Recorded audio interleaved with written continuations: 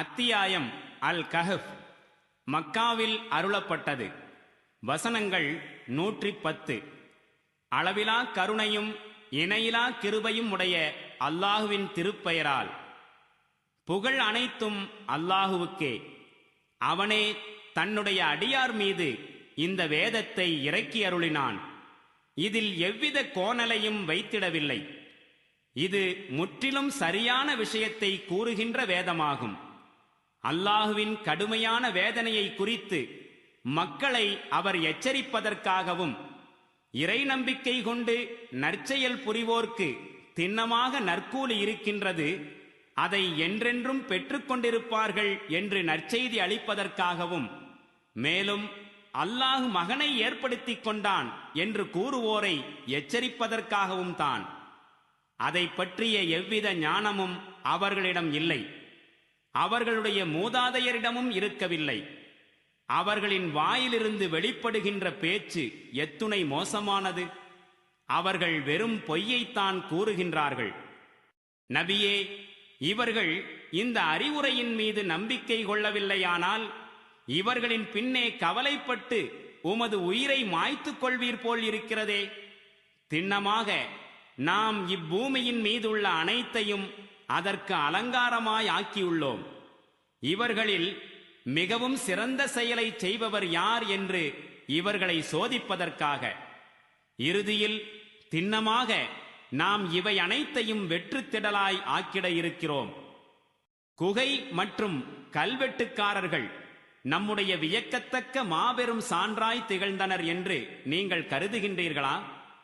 இளைஞர்கள் சிலர் குகையில் தஞ்சம் புகுந்தபோது இறைஞ்சினார்கள், எங்கள் இறைவனே, உன்னுடைய பிரத்யேக அருளை எங்களுக்கு வழங்குவாயாக, எங்கள் காரியங்களை ஒழுங்குபடுத்தி தருவாயாக.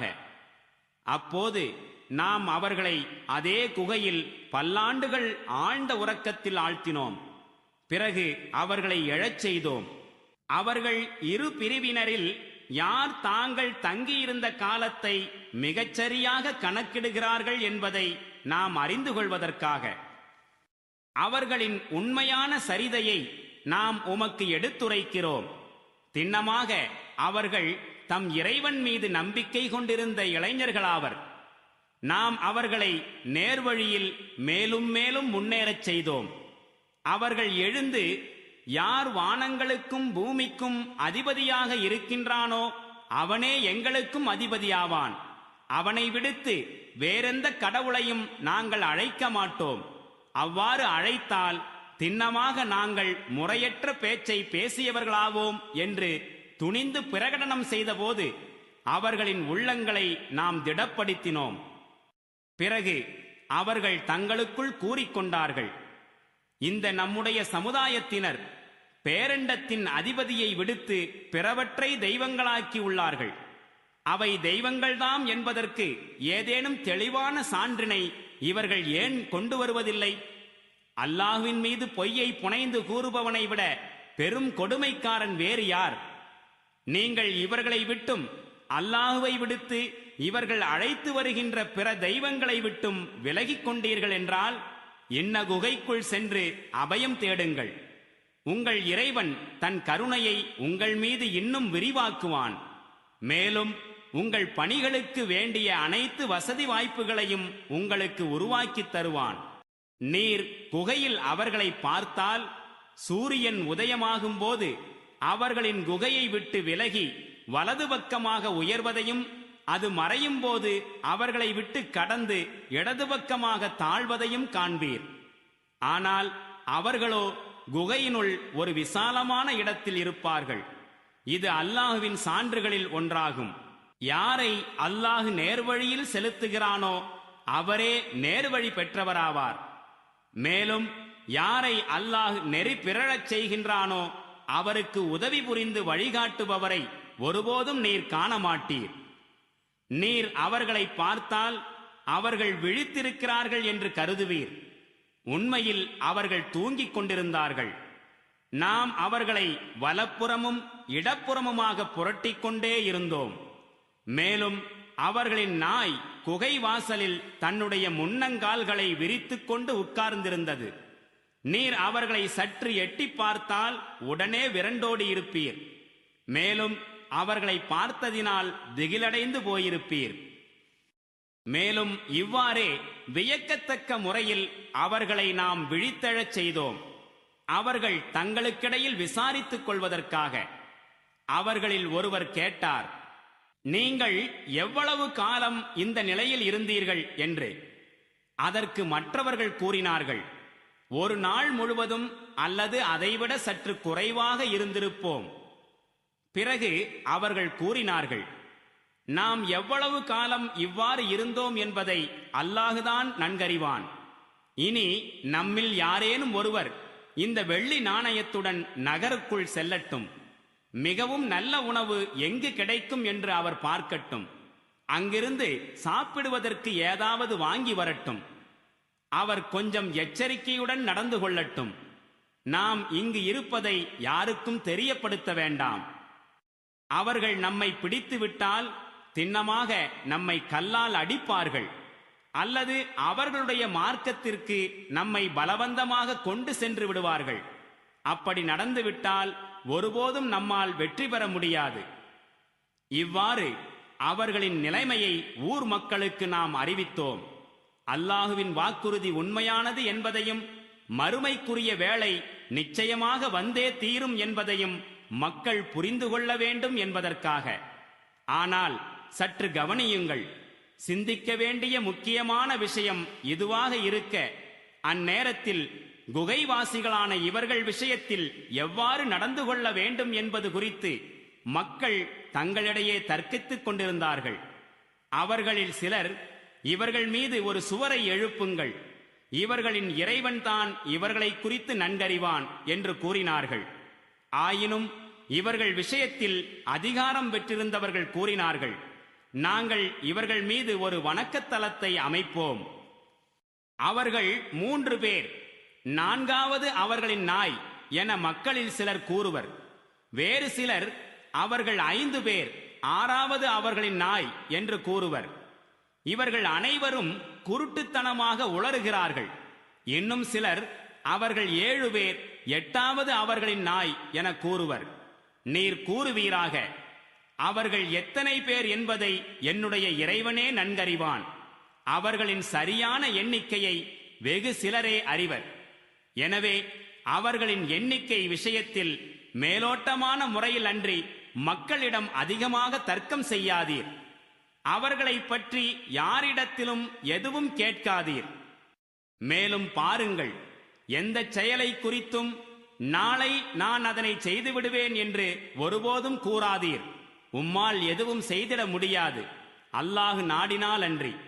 ஆனால் மறந்து அவ்வாறு கூறி விடுவீராயின் உடனே தம் இறைவனை நினைவு கூர்ந்து, இவ்விஷயத்தில் இதைவிட நேர்மைக்கு நெருக்கமானவற்றின் பக்கம் என் இறைவன் எனக்கு வழிகாட்டக்கூடும் என நான் நினைக்கிறேன் என்று கூறும்.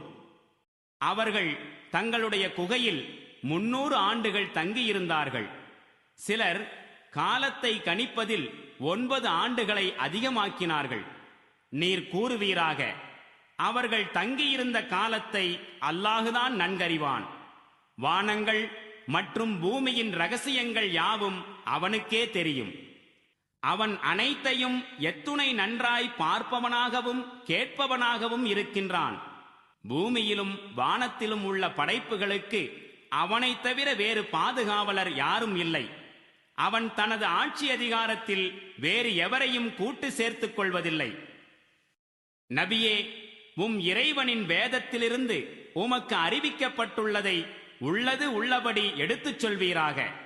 அவனுடைய வசனங்களை மாற்றுவதற்கு எவருக்கும் அனுமதி இல்லை. மேலும் யாருக்கு வேண்டியாவது அவற்றை நீர் மாற்றினால் அல்லாஹ்விடமிருந்து தப்பியோடுவதற்கு எந்த புகலிடமும் உமக்கு கிடைக்காது. எவர்கள் தம்முடைய இறைவனின் திருப்தியை நாடி காலையிலும் மாலையிலும் அவனை அழைக்கிறார்களோ அவர்களுடன் சேர்ந்து இருப்பதில் உமது மனத்தை திருப்தி கொள்ளச் செய்வீராக. ஒருபோதும் உமது பார்வையை அவர்களை விட்டு திருப்ப வேண்டாம். உலக வாழ்க்கையின் அலங்காரத்தை நீர் விரும்புகிறீரா என்ன? நம்மை நினைவு கூர்வதை விட்டும் எவனது இதயத்தை நாம் அலட்சியம் கொள்ளச் செய்துள்ளோமோ எவன் தன் இஷ்டைப்படி வாழும் நடத்தையை மேற்கொண்டிருக்கின்றானோ, எவன் தன் செயல்முறைகளில் வரம்பு மீறி சென்று கொண்டிருக்கிறானோ அவனுக்கு நீர் கீழ்ப்படியாதீர். தெளிவாக கூறிவிடும், இது உங்கள் இறைவனிடமிருந்து வந்துள்ள சத்தியமாகும். இனி நம்பிக்கை கொள்ள விரும்புவோர் நம்பிக்கை கொள்ளட்டும், நிராகரிக்க விரும்புவோர் நிராகரிக்கட்டும். நிராகரிக்கக்கூடிய கொடுமையாளர்களுக்கு திண்ணமாக நாம் ஒரு நெருப்பை தயார் செய்து வைத்திருக்கிறோம். அதன் சுவாலைகள் அவர்களை சுற்றி வளைத்தாகிவிட்டன. அங்கு அவர்கள் தண்ணீர் கேட்பார்களாயின் உருக்கிய உலோகம் போன்ற நீர் அவர்களுக்கு கொடுக்கப்படும். அது அவர்களின் முகங்களை கரித்துவிடும். அது மிகவும் கேடுகெட்ட பானமாகும். மேலும் அவர்களின் ஓய்விடம் தீயதாகும். இறை நம்பிக்கை கொண்டு நற்செயல்கள் புரிகின்றவர்களோ திண்ணமாக நாம் நற்செயல் புரிவோரின் கூலியை வீணாக்குவதில்லை. அவர்களுக்கு நிலையான சுவனங்கள் இருக்கின்றன.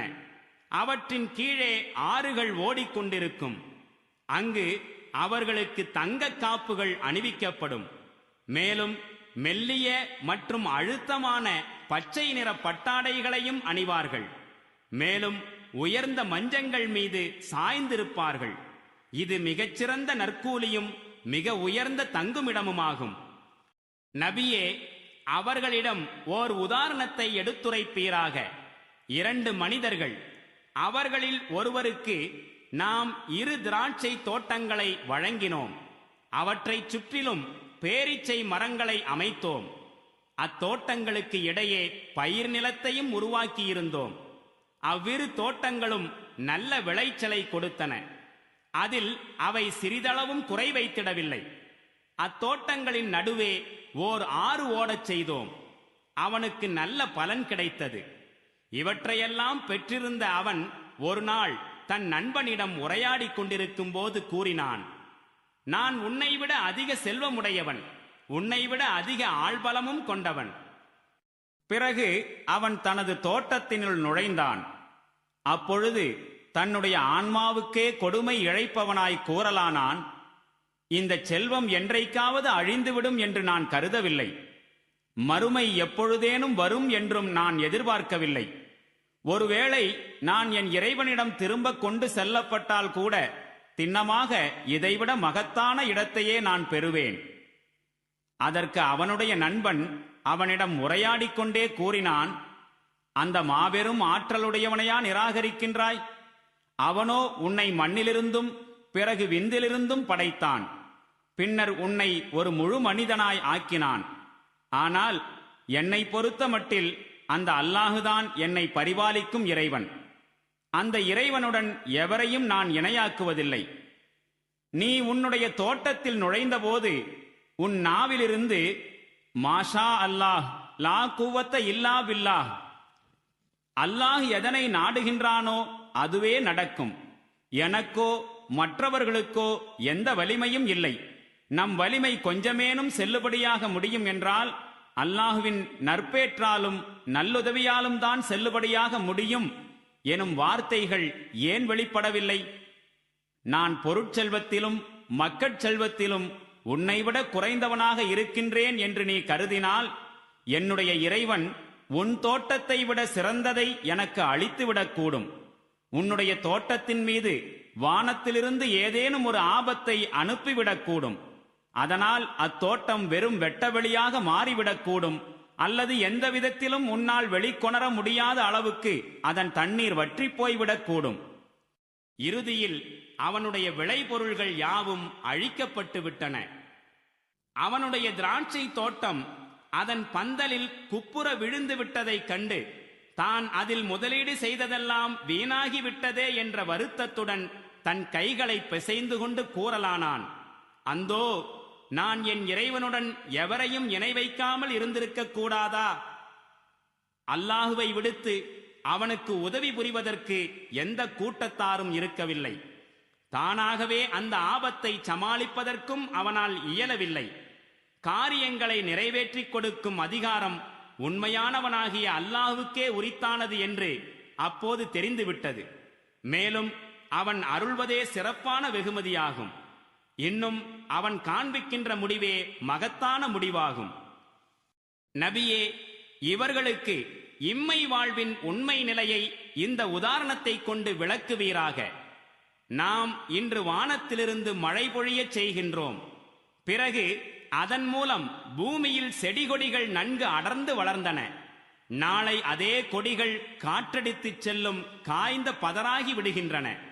அல்லாஹ் அனைத்தின் மீதும் பேராற்றல் கொண்டவனாக இருக்கின்றான். இந்த பொருள்களும் இந்த பிள்ளைகளும் உலக வாழ்க்கையின் நிலையற்ற அலங்காரமே. உண்மையில் நிலைத்திருக்கக்கூடிய நற்செயல்கள்தாம் பலனை பொறுத்து இறைவனிடம் சிறந்தவையாகும். மேலும் அவற்றின் மீதுதான் நல்ல எதிர்பார்ப்புகள் கொள்ள முடியும். அந்த நாளை குறித்து கவலை கொள்ள வேண்டும். அன்று நாம் மலைகளை பெயர்த்து விடும்போது பூமி முற்றிலும் வெட்டவெளியாக இருப்பதை நீர் காண்பீர். மேலும் மனிதர்கள் அனைவரையும் நாம் ஒன்று சேர்ப்போம். முற்காலத்து மற்றும் பிற்காலத்து மக்களில் எவரையும் விட்டு வைக்க மாட்டோம். மேலும் எல்லோரும் அதிபதியின் முன்னிலையில் கொண்டு வந்து அணியணியாய் நிறுத்தப்படுவார்கள். பார்த்து கொள்ளுங்கள், வந்துவிட்டீர்கள் அல்லவா நீங்கள் எம்மிடம். நாம் உங்களை முதல் தடவை எவ்வாறு படைத்திருந்தோமோ அவ்வாறு. உங்களுக்காக வாக்களிக்கப்பட்ட எந்த ஒரு நேரத்தையும் நாம் நிர்ணயிக்கவில்லை என்றுதானே நீங்கள் கருதியிருந்தீர்கள். மேலும் வினைப்பட்டியல் முன்னால் வைக்கப்பட்டுவிடும். நீர் பார்ப்பீர், அவ்வேளை குற்றம் புரிந்தோர் தமது வாழ்க்கை புத்தகத்தில் உள்ளவற்றைக் கண்டு அஞ்சிக் கொண்டிருப்பார்கள். மேலும் அவர்கள் புலம்பிக் கொண்டிருப்பார்கள், அந்தோ எங்கள் துர்பாக்கியமே, இது என்ன பதிவேடு! எங்கள் செயல்களில் சிறிதோ பெரிதோ எதையும் பதிக்காமல் இது விட்டு வைக்கவில்லையே. தாங்கள் செய்தவை அனைத்தும் தம் முன்னால் இருப்பதை அவர்கள் காண்பார்கள். மேலும் அதிபதி எவருக்கும் சிறிதும் அநீதி இழைக்க மாட்டான். நாம் வானவர்களிடம் ஆதத்திற்கு சிரம்பணியுங்கள் என்று கூறியதை நினைவு கூறுங்கள். அவர்கள் அனைவரும் சிரம்பணிந்தார்கள். ஆனால் இப்லீஸ் சிரம்பணியவில்லை. அவன் ஜின்களைச் சார்ந்தவனாக இருந்தான். ஆகையால் அவன் தன் அதிபதியின் கட்டளைக்கு கீழ்ப்படிய மறுத்தான். இப்போது என்னை விடுத்து நீங்கள் அவனையும் அவனுடைய சந்ததிகளையும் உங்களுடைய பாதுகாவலர்களாய் ஆக்கிக் கொள்கிறீர்களா என்ன? அவர்களோ உங்களின் பகைவர்களாவர். எத்துணை மோசமான மாற்றை இந்த கொடுமையாளர்கள் தேர்ந்தெடுத்துக் கொண்டிருக்கிறார்கள். நாம் வானங்களையும் பூமியையும் படைத்தபோது அவர்களை அழைக்கவில்லை. ஏன், அவர்களை படைக்கும் போது கூட அவர்களை கூட்டுச் சேர்க்கவில்லை. வழிகெடுப்பவர்களை உதவியாளர்களாய் ஆக்கிக் கொள்வது என் நியதியல்ல. என்னுடன் இணையானவர்கள் என்று நீங்கள் கருதி கொண்டிருந்தவர்களை இப்போது அழையுங்கள் என்று இவர்களின் இறைவன் இவர்களிடம் கூறும் நாளில் இவர்கள் என்ன செய்வார்கள்? இவர்கள் அவர்களை அழைப்பார்கள். ஆயினும் அவர்கள் இவர்களுக்கு உதவி செய்ய வரமாட்டார்கள். மேலும் நாம் அவர்களுக்கிடையே ஓர் அழிவு படுகொலையை அமைத்து விடுவோம். குற்றவாளிகள் அனைவரும் அந்நாளில் நரக நெருப்பை காண்பார்கள். தாம் அதில் வீழவிருக்கிறோம் என்று புரிந்து கொள்வார்கள். அதிலிருந்து தப்புவதற்கான எந்த புகலிடத்தையும் அவர்கள் காண மாட்டார்கள். நாம் இந்த குர்ஆனில் மக்களுக்கு பற்பல உதாரணங்களை கூறி விதவிதமாக விளக்கியுள்ளோம். ஆயினும் மனிதன் அதிகம் தர்க்கம் செய்பவனாக இருக்கின்றான். மனிதர்களிடம் வழிகாட்டுதல் வந்தபோது அதனை ஏற்றுக்கொள்வதிலிருந்தும் தம்முடைய இறைவனிடம் பாவ மன்னிப்பு கோருவதிலிருந்தும் அவர்களை தடுத்தது எது? முந்தைய சமூகங்களுக்கு ஏற்பட்ட கதி தங்களுக்கும் ஏற்படுவதை அல்லது இறை தண்டனை தங்கள் கண்முன் வருவதை அவர்கள் எதிர்பார்த்து கொண்டிருந்ததை தவிர நற்செய்தி அறிவிப்பதற்கும் அச்சமூட்டி எச்சரிக்கை செய்வதற்குமே அன்றி வேறு எந்த நோக்கத்திற்காகவும் நாம் தூதர்களை அனுப்புவது இல்லை. ஆயினும் இறை நிராகரிப்பாளர்கள் அசத்தியத்தின் ஆயுதங்கள் கொண்டு சத்தியத்தை வீழ்த்த முயற்சி செய்கின்றார்கள். அவர்கள் என்னுடைய வசனங்களையும் தங்களுக்கு விடுக்கப்பட்ட எச்சரிக்கைகளையும் பரிகாசமாக்கினார்கள். தன்னுடைய இறைவனின் வசனங்கள் ஓதி காண்பிக்கப்பட்டு அறிவுரை கூறப்பட்ட போது அவற்றை புறக்கணித்து தன் கரங்களே செய்த தீவினைகளின் கதியை மறந்துவிட்டவனை விட பெரும் கொடுமைக்காரன் வேறு யார்? எவர்கள் இத்தகைய நடத்தையை மேற்கொண்டார்களோ அவர்கள் குர்ஆனை உணர்ந்து கொள்ளாதவாறு அவர்களின் இதயங்களின் மீது நாம் திரையிட்டு வைத்திருக்கின்றோம். மேலும் அவர்களின் செவிகளில் மந்தத்தையும் ஏற்படுத்தி இருக்கின்றோம். நேர்வழியின் பக்கம் அவர்களை நீர் எவ்வளவுதான் அழைத்தாலும் இந்நிலையில் அவர்கள் ஒருபோதும் நேர்வழி பெறமாட்டார்கள். இறைவன் பெரும் மன்னிப்பாளனும் கருணையுடையவனுமாயிருக்கின்றான். இவர்கள் சம்பாதித்த தீவினைகளுக்காக இவர்களை அவன் தண்டிக்க நாடியிருந்தால் வேதனையை விரைவில் இவர்களுக்கு அனுப்பி வைத்திருப்பான். ஆனால் இவர்களுக்கென வாக்களிக்கப்பட்ட ஒரு நேரம் இருக்கிறது. அதை விட்டு தப்பி ஓடுவதற்கு எந்த வழியையும் இவர்கள் காண மாட்டார்கள். அழிவுக்குள்ளான இந்த ஊர்கள் உங்கள் முன் இருக்கின்றன. அவர்கள் கொடுமை செய்தபோது அவர்களை நாம் அழித்து விட்டோம். அவை ஒவ்வொன்றின் அழிவிற்கும் குறிப்பிட்டதொரு காலத்தை நிர்ணயித்து இருந்தோம். மூசாவின் வாழ்க்கையில் நடந்த நிகழ்ச்சியை இவர்களுக்கு எடுத்துரையுங்கள். ஒருபோது மூசா தம் பணியாளரிடம் கூறினார், நான் 2 நதிகள் சங்கமம் ஆகுமிடத்தை அடையும் வரை என்னுடைய பயணத்தை முடித்துக் கொள்ள மாட்டேன். இல்லையெனில் நெடுங்காலம் வரை நடந்து கொண்டே இருப்பேன். பிறகு அவை சங்கமமாகும் இடத்தை அவர்கள் அடைந்தபோது தங்களுடைய மீனை மறந்து விட்டார்கள். அது நதியில் சுரங்கம் போல் வழியமைத்துக் கொண்டு சென்று விட்டது. அவ்விருவரும் சற்று முன்னேறி சென்றபோது மூசா தம் பணியாளரிடம் கூறினார், நமது சிற்றுண்டியை கொண்டு வாரும். இன்றைய பயணத்தில் நாம் மிகவும் களைப்படைந்து விட்டோம். அதற்கு பணியாளர் கூறினார், பார்த்தீர்களா என்ன நடந்து விட்டதென்று? நாம் அந்த பாறையின் அருகில் தங்கியிருந்த போது எனக்கு மீனை பற்றி நினைவில்லாமல் போய்விட்டது. ஷைத்தான் என்னை கவனக்குறைவில் ஆழ்த்திவிட்டான். எனவே தங்களிடம் அதனை பற்றி கூற நான் மறந்துவிட்டேன். ஆனால் அதிசயமான முறையில் மீன் நதியினுள் சென்று விட்டது. மூசா கூறினார், அந்த இடத்தை தானே நாம் தேடிக்கொண்டிருந்தோம். பிறகு அவர்கள் இருவரும் வந்த வழியே திரும்பிச் சென்றார்கள். மேலும் அங்கு அவர்கள் நம்முடைய அடியார்களில் ஒருவரை கண்டார்கள். அவருக்கோ நம்முடைய அருளை நாம் வழங்கியிருந்தோம். மேலும் நம் சார்பிலிருந்து பிரத்யேக ஞானத்தையும் வழங்கியிருந்தோம். மூசா அவரிடம் கேட்டார், தங்களுக்கு கற்றுத்தரப்பட்டிருக்கும் நல்லறிவை நீங்கள் எனக்கு கற்றுத்தரும் பொருட்டு நான் உங்களுடன் இருக்கலாமா? அதற்கு அவர் பதிலளித்தார், என்னோடு பொறுமையாயிருக்க திண்ணமாக உம்மால் இயலாது. மேலும் உமக்கு சரியாக தெரியாத விஷயத்தில் எவ்வாறு உம்மால் பொறுமையாயிருக்க முடியும்? அதற்கு மூசா கூறினார், இன்ஷா அல்லாஹ், இறைவன் நாடினால் நீங்கள் என்னை பொறுமையாளராக காண்பீர்கள். எந்த விவகாரத்திலும் உங்களுக்கு நான் மாறு செய்ய மாட்டேன். அதற்கு அவர் கூறினார், சரி, நீர் என்னுடன் வருகிறீர் என்றால் நானே உம்மிடம் கூறும் வரை எதை பற்றியும் நீர் என்னிடம் கேட்கக்கூடாது. பிறகு அவர்கள் இருவரும் பயணம் மேற்கொண்டு ஒரு கப்பலில் ஏறிய போது அவர் அதில் ஒரு துளையிட்டார். அப்போது மூசா கேட்டார், கப்பலில் உள்ளவர்களை மூழ்கடிக்கவா நீங்கள் அதில் துளையிட்டீர்கள்? ஒரு கொடுமையான செயலை செய்து விட்டீர்களே. அதற்கு அவர் கூறினார், என்னுடன் பொறுமையாக இருக்க நிச்சயமாக உம்மால் முடியாது என்று நான் உம்மிடம் கூறவில்லையா? அதற்கு மூசா கூறினார், நான் மறந்து போனதற்காக என்னை கண்டிக்காதீர்கள். என் விஷயத்தில் நீங்கள் கடுமையாக நடந்து கொள்ளாதீர்கள். பிறகு இருவரும் தம் பயணத்தை தொடர்ந்து கொண்டிருக்கையில் ஒரு சிறுவனை சந்திக்க நேர்ந்தது. அப்போது அவர் அவனை கொன்றுவிட்டார். மூசா கூறினார், ஒரு நிரபராதியின் உயிரை கொன்றுவிட்டீர்களே, அவன் யாரையும் கொலை செய்யவில்லையே, நீங்கள் மிகவும் தீய செயலை செய்துவிட்டீர்கள். அதற்கு அவர் சொன்னார், என்னுடன் பொறுமையாக இருக்க திண்ணமாக உம்மால் முடியாது என்று நாம் உம்மிடம் கூறவில்லையா? அதற்கு மூசா கூறினார், இதற்கு பின்னர் எதையேனும் உங்களிடம் நான் கேட்டால் என்னை உங்களிடம் வைத்துக் கொள்ளாதீர்கள். என்னிடமிருந்து உங்களுக்கு தக்க காரணம் கிடைத்துவிட்டது. மேலும் அவர்கள் தொடர்ந்து நடந்து கொண்டிருக்கையில் ஓர் ஊரை அடைந்தார்கள். அவ்வூர் மக்களிடம் உணவு கேட்டார்கள். ஆனால் அவர்கள் அவ்விருவரையும் உபசரிக்க மறுத்துவிட்டார்கள். அங்கே அவர்கள் ஒரு சுவரை கண்டார்கள்.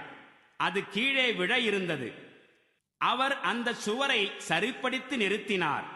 மூசா கூறினார், நீர் விரும்பியிருந்தால் இப்பணிக்காக கூலி வாங்கியிருக்கலாமே. அதற்கு அவர் கூறினார், நானும் நீரும் பிரிய வேண்டிய நேரம் வந்துவிட்டது. உம்மால் பொறுமையாய் இருக்க முடியாத விஷயங்களின் உண்மை நிலையை இனி நான் உமக்கு அறிவித்து விடுகின்றேன்.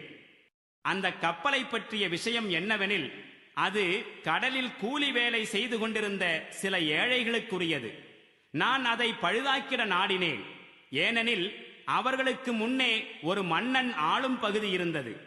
அவன் ஒவ்வொரு கப்பலையும் நிர்பந்தமாக பறித்துக் கொண்டிருந்தான். மேலும் அந்த சிறுவனை பற்றிய விஷயம் என்னவெனில், அவனுடைய தாய் தந்தையர் இறை நம்பிக்கையாளர்களாய் திகழ்ந்தனர். அவன் தன்னுடைய வரம்பு மீறிய போக்கினாலும் நிராகரிப்பினாலும் அவர்களுக்கு சிரமம் கொடுப்பானோ என்று நாம் அஞ்சினோம்.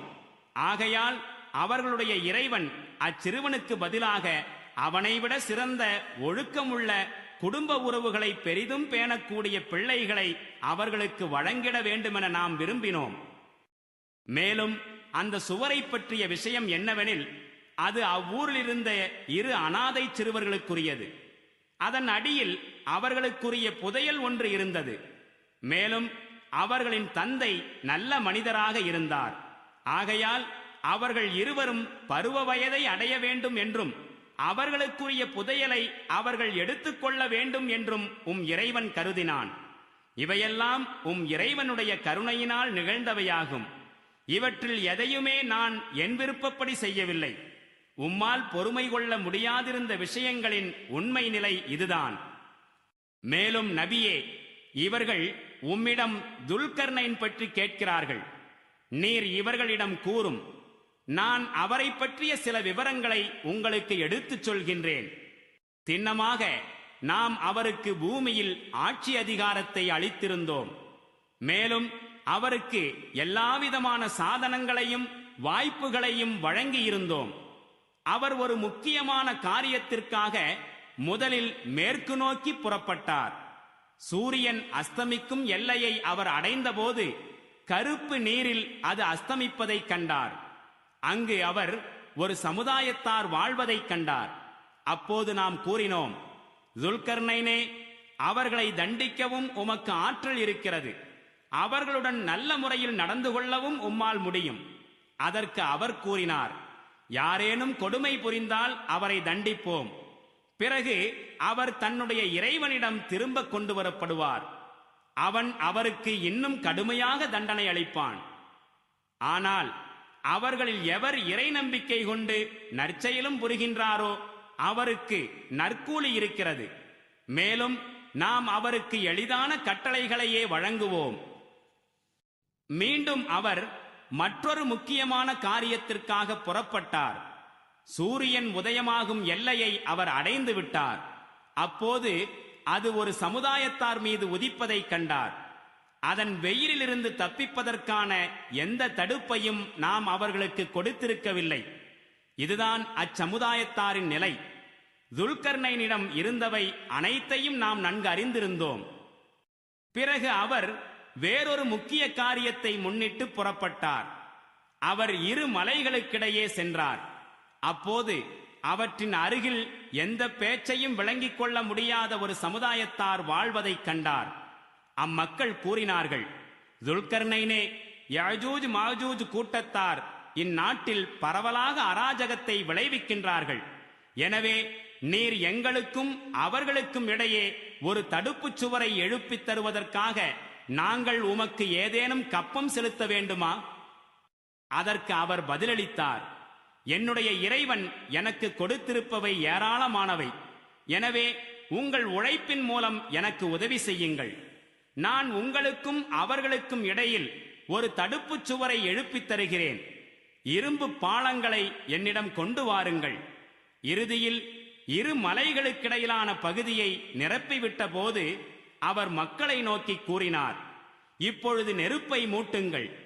கடைசியில் அந்த இரும்புச் சுவர் முற்றிலும் நெருப்பாய் பழுக்க காய்ந்தபோது அவர் கூறினார், கொண்டு வாருங்கள். இப்போது நான் உருக்கிய செம்பு திரவத்தை அதனை சுவற்றின் மேல் ஊற்றுவேன்.